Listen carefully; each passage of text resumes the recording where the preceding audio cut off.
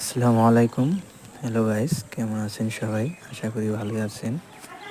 তো আমি এখন আসছি বকচর। তো এটা হলো বকচর চক।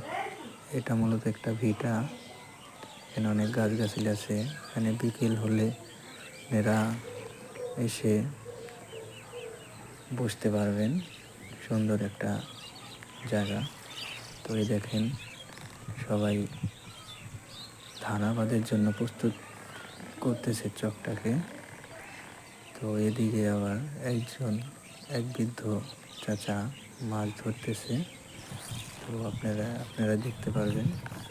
তো এটা হলো, আমি রাস্তায় দাঁড়িয়ে ভিডিও করছি। তো দুই পাশে চক, মোড় দিয়ে গেছে রাস্তা। তো সবাই ভালো থাকবেন।